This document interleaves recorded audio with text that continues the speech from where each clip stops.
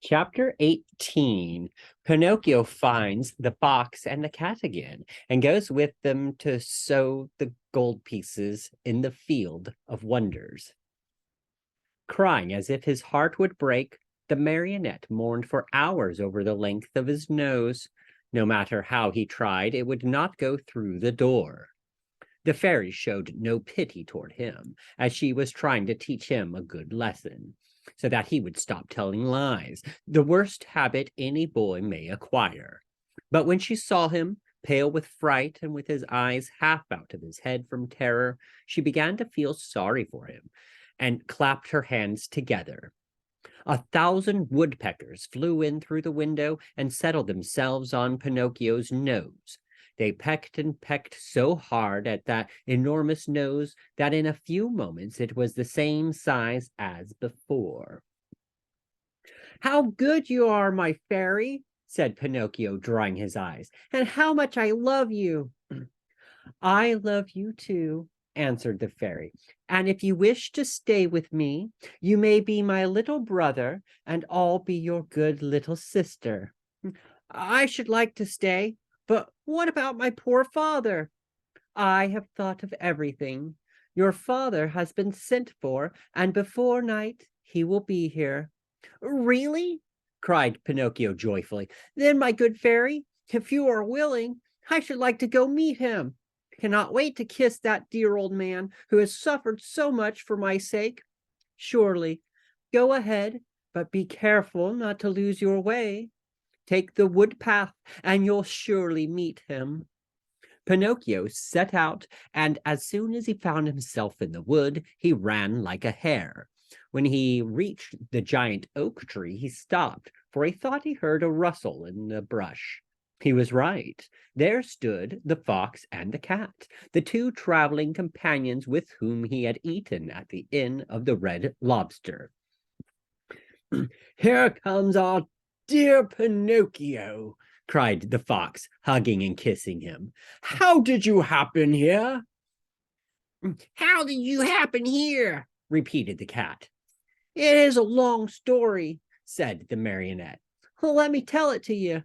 The other night, when you let me alone at the inn, I met the assassins on the road." "The assassins? Oh, my poor friend! And what did they want?" "They wanted my gold pieces." "Rascals!" said the fox. "The worst sort of rascals," added the cat. "But I began to run," continued the marionette, "and they after me until they overtook me and hanged me to the limb of that oak." Pinocchio pointed to the giant oak nearby. "Could anything be worse?" said the fox. "What an awful world we live in! Where shall we find a safe place for gentlemen like ourselves?" As the fox talked thus, Pinocchio noticed that the cat carried his right paw in a sling. "What happened to your paw?" he asked. The cat tried to answer, but he became so terribly twisted in his speech that the fox had to help him out. "My friend is too modest to answer. I'll answer for him. About an hour ago, we met an old wolf on the road. He was half starved and begged for help. Having nothing to give him, what do you think my friend did out of the kindness of his heart? With his teeth, he bit off the paw of his front foot and threw it at that poor beast so that he might have something to eat." Oh my God. As he spoke, the fox wiped off a tear. Pinocchio, almost in tears himself, whispered in the cat's ear, "If all the cats were like you, how lucky the mice would be." "And what are you doing here?" the fox asked the marionette. "I'm waiting for my father, who will be here at any moment now." "And your gold pieces?" "I still have them in my pocket, except one which I spent at the Inn of the Red Lobster." "To think that those 4 gold pieces might become 2,000 tomorrow. Why don't you listen to me? Why don't you sow them in the field of wonders?"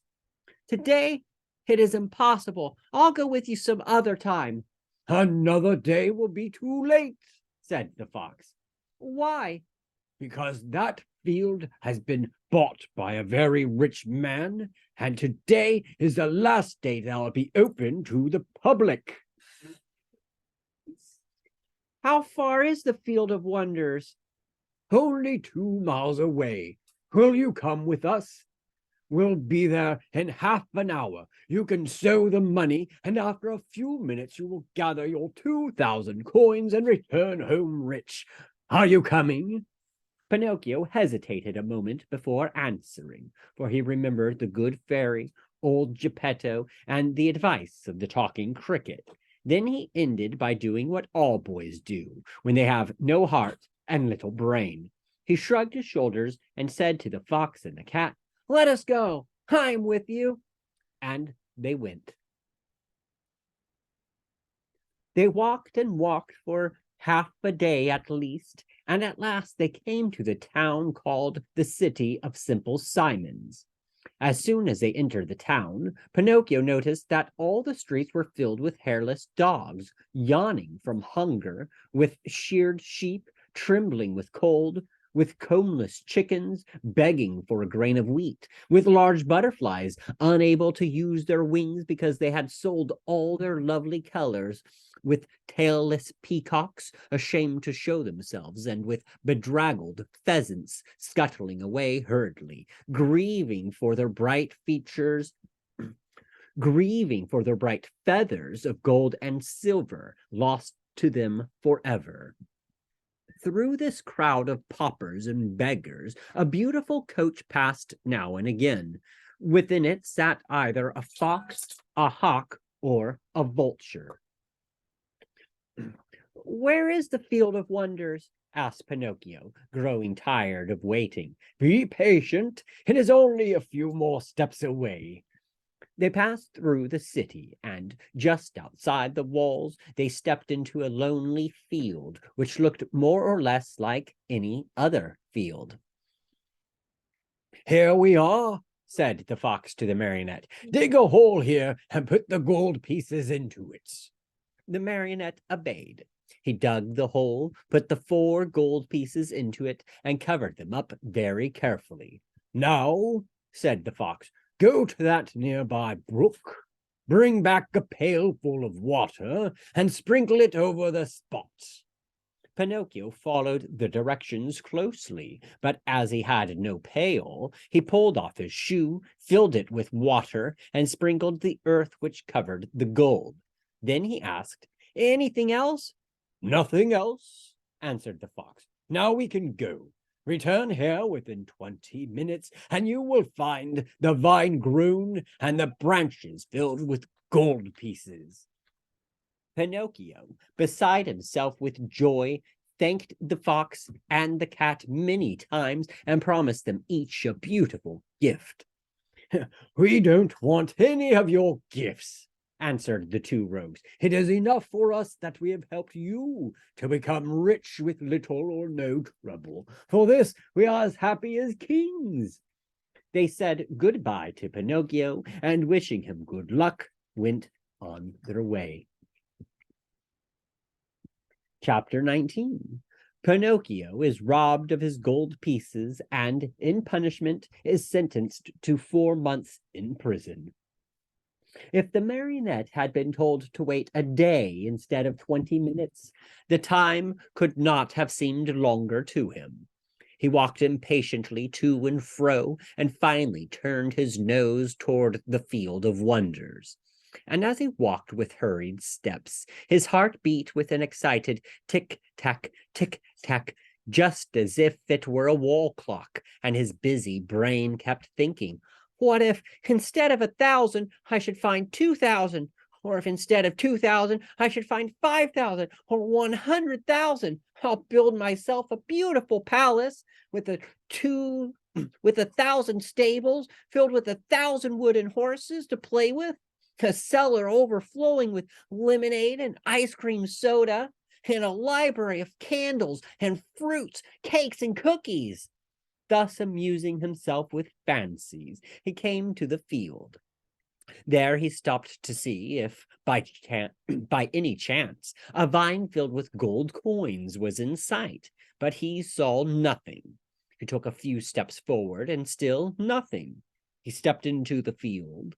He went up to the place where he had dug the hole and buried the gold pieces. Again, nothing. Pinocchio became very thoughtful, and forgetting his good manners altogether, he pulled a hand out of his pocket and gave his head a thorough scratching. As he did so, he heard a hearty burst of laughter close to his head. He turned sharply, and there, just above him on the branch of a tree, sat a large parrot, busily preening his feathers. "What are you laughing at?" Pinocchio asked peevishly. "I am laughing because in preening my feathers I tickled myself under the wings." The marionette did not answer. He walked to the brook, filled his shoe with water, and once more sprinkled the ground which covered the gold pieces. Another burst of laughter, even more impertinent than the first, was heard in the quiet field. "Well," cried the marionette, angrily this time, "may I know, Mr. Parrot, what amuses you so?" "I am laughing at those simpletons who believe everything they hear, and who allow themselves to be caught so easily in the traps set for them." "Do you perhaps mean me?" "I certainly do mean you, poor Pinocchio. You who are such a little silly as to believe that gold can be sown in a field just like beans or squash. I too believed that once, and today I am very sorry for it. Today, but too late, I have reached the conclusion that, in order to come by money honestly, one must work and know how to earn it with hand or brain." "I don't know what you're talking about," said the marionette, who was beginning to tremble with fear. "Too bad. I'll explain myself better," said the parrot. "While you were away in the city with the fox and the cat, while you were away in the city, the fox and the cat returned here in a great hurry. They took the 4 gold pieces which you have buried and ran away as fast as the wind. If you can catch them, you're a brave one." Pinocchio's mouth opened wide. He would not believe the parrot's words and began to dig away furiously at the earth. He dug and he dug till the hole was as big as himself, but no money was there. Every penny was gone. In desperation, he ran to the city and went straight to the courthouse to report the robbery to the magistrate. The judge was a monkey, a large gorilla, venerable with age. A flowing white beard covered his chest, and he wore gold-rimmed spectacles from which the glasses had dropped out. The reason for wearing these, he said, was that his eyes had been weakened by the work of many years. Pinocchio, standing before him, told his pitiful tale word by word. He gave the names and the descriptions of the robbers and begged for justice. The judge listened to him with great patience. A kind look shone in his eyes. He became very much interested in the story. He felt moved. He almost wept. When the marionette had no more to say, the judge put out his right hand and rang a bell. At the sound, 2 large mastiffs appeared, dressed in carabineers' uniforms. Then the magistrate, pointing to Pinocchio, said in a very solemn voice, "This poor simpleton has been robbed of 4 gold pieces. Take him, therefore, and throw him into prison." The marionette, on hearing this sentence passed upon him, was thoroughly stunned. He tried to protest, but the 2 officers clapped their paws on his mouth and hustled him away to jail. There he had to remain for 4 long, weary months, and if it had not been for a very lucky chance, he probably would have had to stay there longer. For, my dear children, you must know that it happened just then that the young emperor who ruled over the city of Simple Simons had gained a great victory over his enemy, and in celebration thereof, he had ordered illuminations, fireworks, shows of all kinds, and best of all, the opening of all prison doors. "If the others go, I go too," said Pinocchio to the jailer. "Not you," answered the jailer. "You are one of those." "I beg your pardon," interrupted Pinocchio. "I too am a thief." "In that case, you are also free," said the jailer. Taking off his cap, he bowed low and opened the door of the prison, and Pinocchio ran out and away with never a look backward. Chapter 20. Freed from prison, Pinocchio sets out to return to the fairy, but on the way he meets a serpent and later is caught in a trap. Fancy the happiness of Pinocchio on finding himself free. Without saying yes or no, he fled from the city and set out on the road that was to take him back to the house of the lovely fairy. It had rained for many days, and the road was so muddy that at times Pinocchio sank down almost to his knees. But he kept on bravely. Tormented by the wish to see his father and his fairy sister with azure hair, he raced like a greyhound. As he ran, he was splashed with mud even up to his cap. "How unhappy I have been," he said to himself. "Yet I deserve everything, for I'm certainly very stubborn and stupid. I will always have my own way. I won't listen to those who love me and who have more brains than I. But from now on, I'll be different, and I'll try to become a most obedient boy. I have found out, beyond any doubt whatever, that disobedient boys are certainly far from happy, and that in the long run they always lose out. I wonder if father is waiting for me. Will I find him at the fairy's house? It is so long, poor man, since I have seen him, and I do so want his love and his kisses. And will the fairy ever forgive me for all I have done? She who has been so good to me, and to whom I owe my life? Can there be a worse or more heartless boy than I am anywhere?" As he spoke, he stopped suddenly, frozen with terror. What was the matter? An immense serpent lay stretched across the road, a serpent with a bright green skin, fiery eyes which glowed and burned, and a pointed tail that smoked like a chimney. How frightened was poor Pinocchio! He ran back wildly for half a mile, and at last settled himself atop a heap of stones to wait for the serpent to go on his way and leave the road clear for him.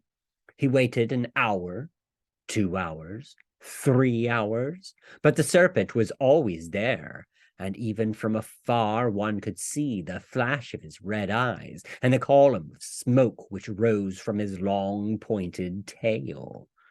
Pinocchio, trying to feel very brave, walked straight up to him and said in a sweet, soothing voice, "I beg your pardon, Mr. Serpent. Would you be so kind as to step aside and let me pass?"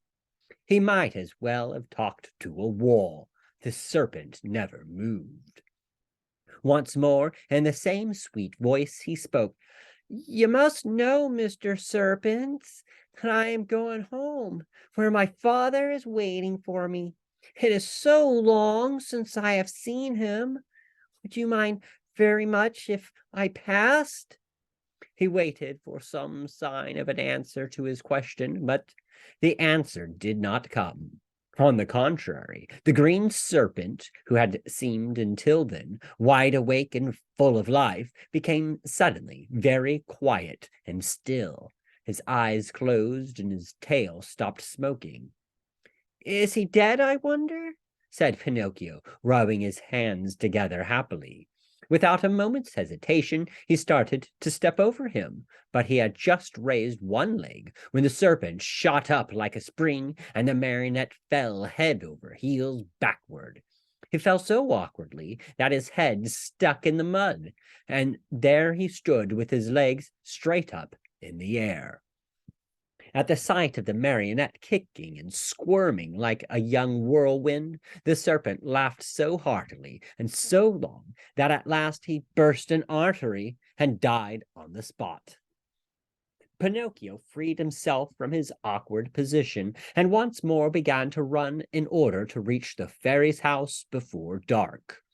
As he went, the pangs of hunger grew so strong that, unable to withstand them, he jumped into a field to pick a few grapes that tempted him. Woe to him! No sooner had he reached the grapevine than, crack, went his legs. The poor marionette was caught in a trap set there by a farmer for some weasels which came every night to steal his chickens. Chapter 21. Pinocchio is caught by a farmer who uses him as a watchdog for his chicken coop. Pinocchio, as you may well imagine, began to scream and weep and beg, but all was of no use, for no houses were to be seen, and not a soul passed by on the road. Night came on, a little because of the sharp pain in his legs, a little because of fright at finding himself alone in the darkness of the field. The marionette was about to faint when he saw a tiny glowworm flickering by. He called to her and said, "Dear little glowworm, will you set me free?" "Poor little fellow," replied the glowworm, stopping to look at him with pity. "How came you to be caught in this trap?" "I stepped into this lonely field to take a few grapes, and—" "Are the grapes yours?" "No." "Who has taught you to take things that do not belong to you?" "I was hungry." "Hunger, my boy, is no reason for taking something which belongs to another." It's true," cried Pinocchio in tears. "I won't do it again." Just then the conversation was interrupted by approaching footsteps. It was the owner of the field who was coming on tiptoes to see if by chance he had caught the weasels which had been eating his chickens. Great was his surprise when, on holding up his lantern, he saw that instead of a weasel, he had caught a boy. "Oh, you little thief," said the farmer in an angry voice. "So you're the one who steals my chickens." "Not I. No, no," cried Pinocchio, sobbing bitterly. "I came here only to take a very few grapes." "He who steals grapes may very easily steal chickens also. Take my word for it. I'll give you a lesson that you'll remember for a long while." He opened the trap, grabbed the marionette by the collar, and carried him to the house as if he were a puppy. When he reached the yard in front of the house, he flung him to the ground, put a foot on his neck, and said to him roughly, "It is late now, and it's time for bed. Tomorrow we'll settle matters. In the meantime, since my watchdog died today, you may take his place and guard my hen house." No sooner said than done. He slipped a dog collar around Pinocchio's neck and tightened it so that it would not come off. A long iron chain was tied to the collar. The other end of the chain was nailed to the wall. "If tonight it should happen to rain," said the farmer, "you can sleep in that little dog house nearby, where you will find plenty of straw for a soft bed. It has been Melampo's bed for 3 years, and it will be good enough for you. And if by any chance any thieves should come by, be sure to bark." After this last warning, the farmer went into the house and closed the door and barred it. Poor Pinocchio huddled close to the doghouse, more dead than alive from cold, hunger, and fright. Now and again he pulled and tugged at the collar, which nearly choked him, and cried out in a weak voice, "I deserve it. Yes, I deserve it. I've been nothing but a truant and a vagabond. I've never obeyed anyone. I've always done as I pleased. If I were only like so many others and had studied and worked and stayed with my poor old father, I should not find myself here now, in this field and in the darkness, taking the place of a farmer's watchdog. Oh, if I could start all over again. But what is done can't be undone. I must be patient. After this little sermon to himself, which came from the very depths of his heart, Pinocchio went into the doghouse and fell asleep. Chapter 22. Pinocchio discovers the thieves and, as a reward for faithfulness, he regains his liberty. Even though a boy may be very unhappy, he very seldom loses sleep over his worries. The marionette, being no exception to this rule, slept on peacefully for a few hours till well along toward midnight, when he was awakened by strange whisperings and stealthy sounds coming from the yard. He stuck his nose out of the doghouse and saw 4 slender, hairy animals. They were weasels, small animals very fond of both eggs and chickens. One of them left her companions and, going to the door of the doghouse, said in a sweet voice, "Good morning, Melampo." "My name is not Melampo," answered Pinocchio. "Who are you, then?" "I am Pinocchio." "What are you doing here?" "I'm the watchdog." "But where is Melampo? Where is the old dog who used to live in this house?" "He died this morning." "Died? Poor beast, he was so good. Still, judging by your face, I think you too are a good-natured dog." "I beg your pardon, I'm not a dog." "What are you then?" "I'm a marionette." "Are you taking the place of the watchdog?" "I'm sorry to say that I am. I'm being punished." "Well, I shall make the same terms with you that we had with the dead Melampo. I'm sure you will be glad to hear them." "And what are the terms?" "This is our plan. We'll come once in a while, as in the past, to pay a visit to this hen house, and we'll take away 8 chickens.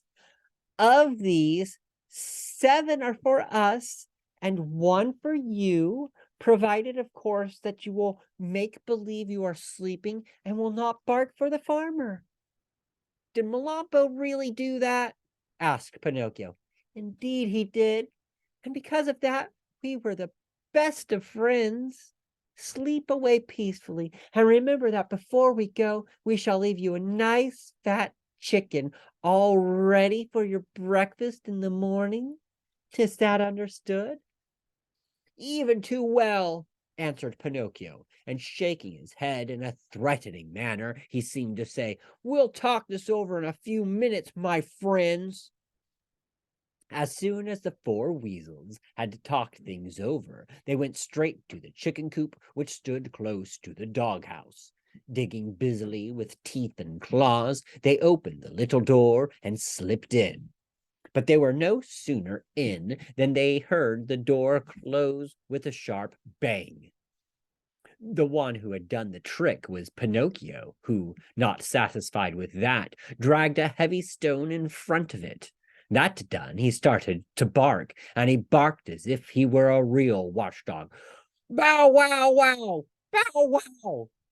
The farmer heard the loud barks and jumped out of bed. Taking his gun, he leaped to the window and shouted, "What's the matter?" "The thieves are here," answered Pinocchio. "Where are they?" "In the chicken coop." "I'll come down in a second." And in fact, he was down in the yard in a twinkling and running toward the chicken coop. He opened the door, pulled out the weasels one by one, and after tying them in a bag, said to them in a happy voice, "You're in my hands at last. I could punish you now, but I'll wait. In the morning you may come with me to the inn, and there you'll make a fine dinner for some hungry mortal. It is really too great an honor for you, one you did not deserve. But as you see, I'm really a very kind and generous man, and I'm going to do this for you." Then he went up to Pinocchio and began to pet and caress him. "How did you ever find them out so quickly?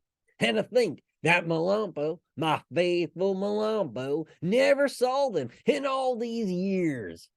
The marionette could have told then and there all he knew about the shameful contract between the dog and the weasels. But thinking of the dead dog, he said to himself, "Melampo is dead. What is the use of accusing him? The dead are gone, and they cannot defend themselves. The best thing to do is to leave them in peace." "Were you awake or asleep when they came?" continued the farmer.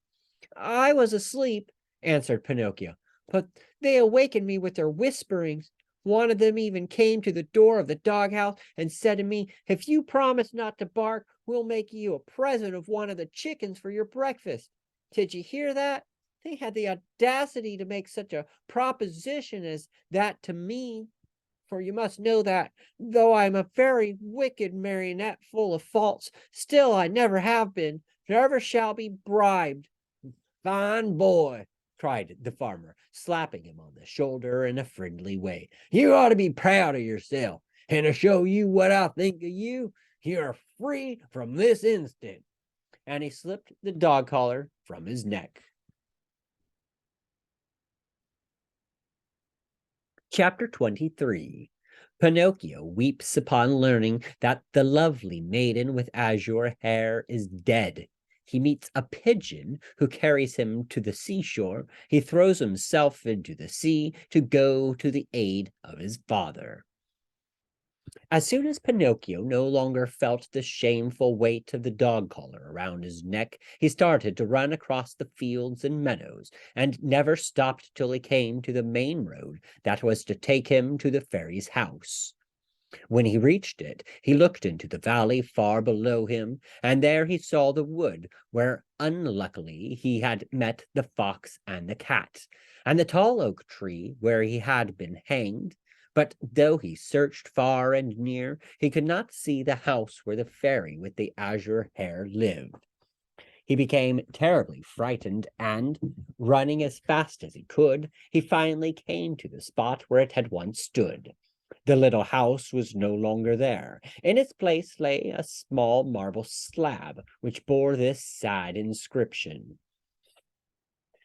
"Here lies the lovely fairy with azure hair, who died of grief when abandoned by her little brother Pinocchio."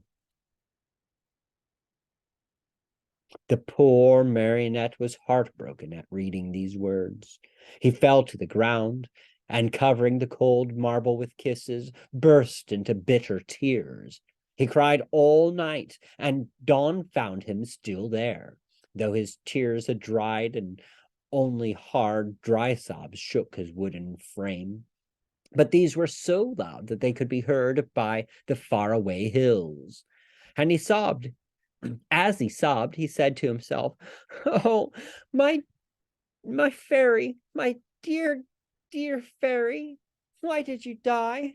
Why did I not die, who am so bad, instead of you, who are so good? And my father, where can he be? Please, dear fairy, tell me where he is, and I shall never, never leave him again. You're not really dead, are you? If you love me, you will come back, alive as before. Don't you feel sorry for me? I'm so lonely. If the two assassins come, they'll hang me again from the giant oak tree, and I will really die this time. What shall I do alone in the world? Now that you are dead and my father is lost, where shall I eat? Where shall I sleep? Who will make me new clothes? Oh, I want to die. Yes, I want to die. Oh, oh, oh."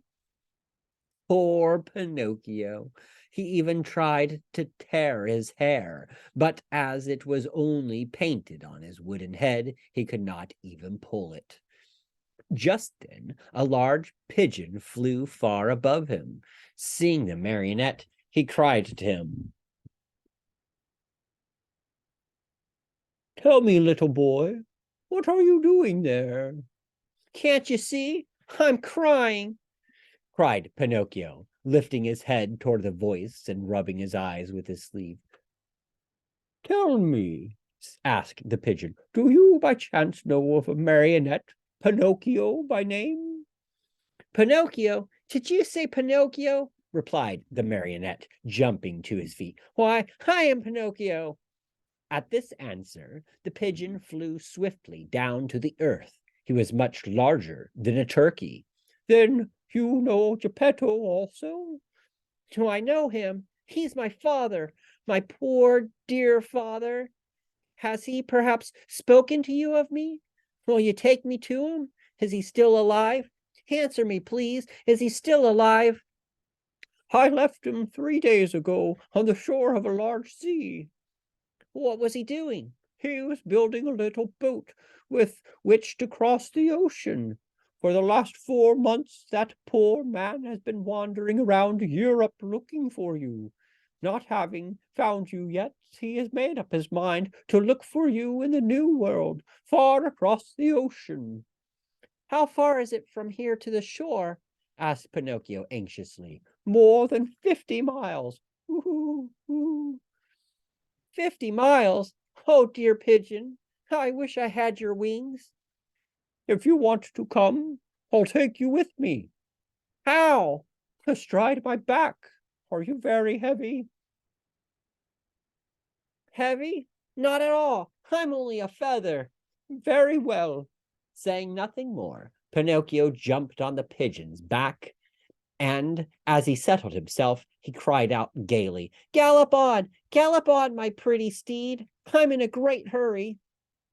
The pigeon flew away, and in a few minutes he had reached the clouds. The marionette looked to see what was below them. His head swam, and he was so frightened that he clutched wildly at the pigeon's neck to keep himself from falling. They flew all day. Toward evening, the pigeon said, I'm very thirsty.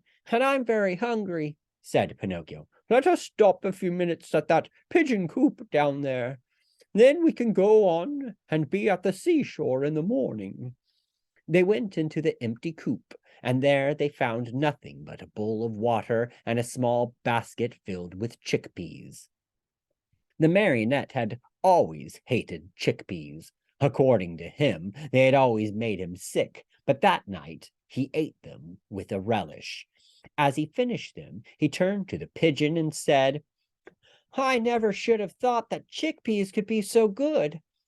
You must remember, my boy, answered the pigeon, that hunger is the best sauce. After resting a few minutes longer, they sat out again. The next morning, they were at the seashore. Pinocchio jumped off the pigeon's back, and the pigeon, not wanting any thanks for a kind deed, flew away swiftly and disappeared. The shore was full of people, shrieking and tearing their hair as they looked toward the sea. What has happened? Asked Pinocchio of a little old woman. A poor old father lost his only son some time ago, and today he built a tiny boat for himself in order to go in search of him across the ocean. The water is very rough, and we're afraid he will be drowned. Where's the little boat? There, straight down there, answered the little old woman, pointing to a tiny shadow no bigger than a nutshell floating on the sea. Pinocchio looked closely for a few minutes and then gave a sharp cry. It's my father! It's my father! Meanwhile, the little boat, tossed about by the angry waters, appeared and disappeared in the waves.